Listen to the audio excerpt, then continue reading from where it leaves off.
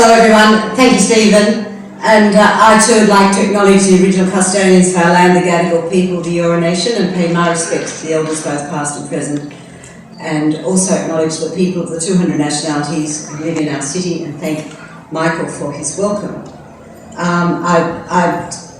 This is a very exciting day for us all.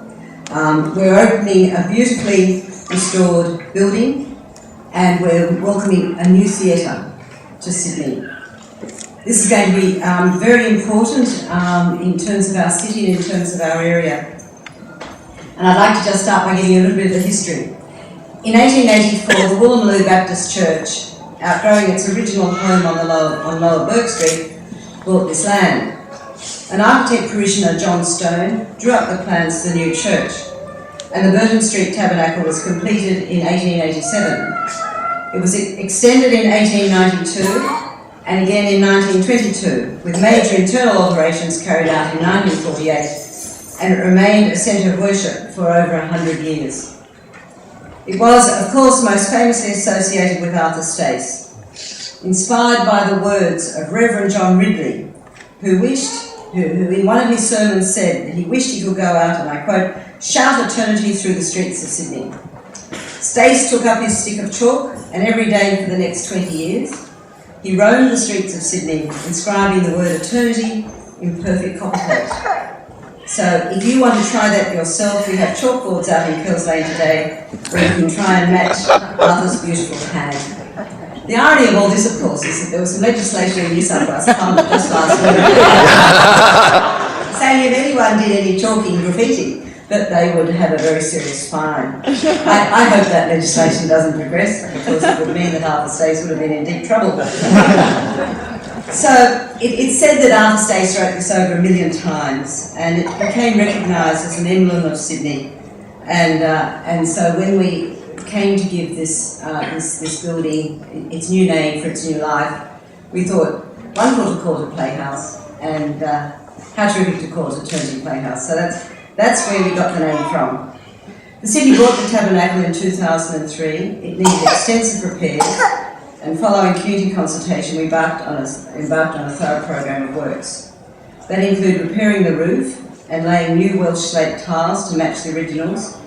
And the very important work in that first stage was uncovering this stunning ceiling, this absolutely beautiful ceiling, unique in Sydney, and it had been covered up and plastered over. You know, terrible things were done to some of our fine buildings in the past, and I don't think we actually realised how extraordinary this ceiling was going to be until all that plaster was taken down, and you can see how beautifully it has all been restored.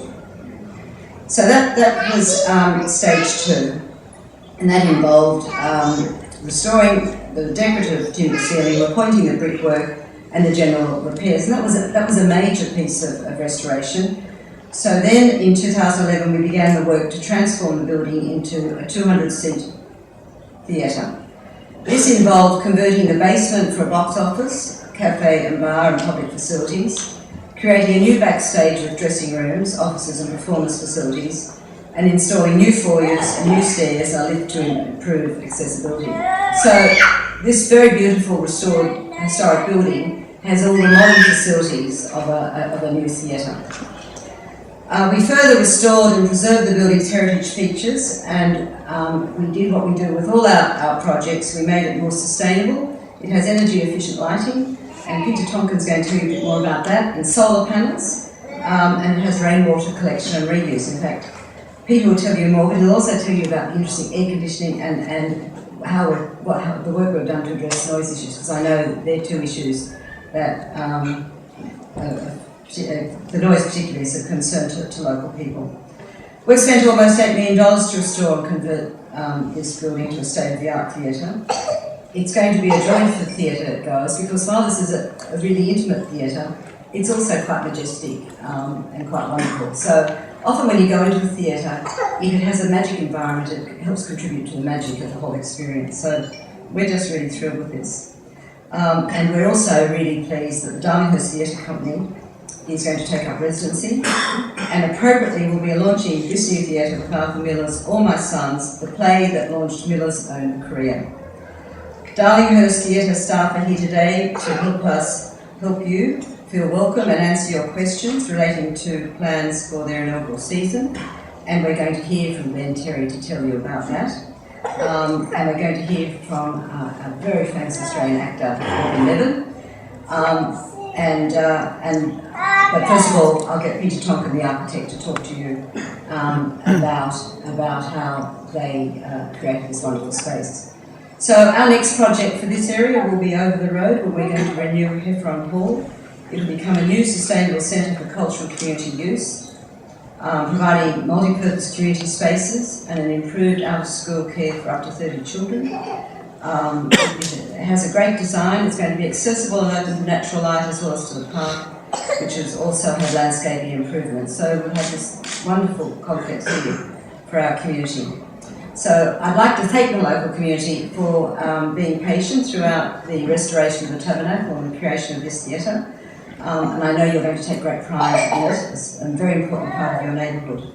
I would also like to thank Light It Up Capital campaign supporters, Arts New South Wales for their contribution towards the theatre's technical equipment, and the Darlinghurst Theatre Company's staff, past and present, who have consulted on the project since 2008. So this has been a work of years and a work of love, I have to say, to reach this point. I'd especially like to thank our project team, architects Tonkin Zalaika Greer, builders Kane Constructions, and from the City of Sydney, Senior Project Manager Samantha Carroll, and Senior Design Managers Marcia Morley and Matthew Taylor. You've done a magnificent job, thank you. So please thank them with me.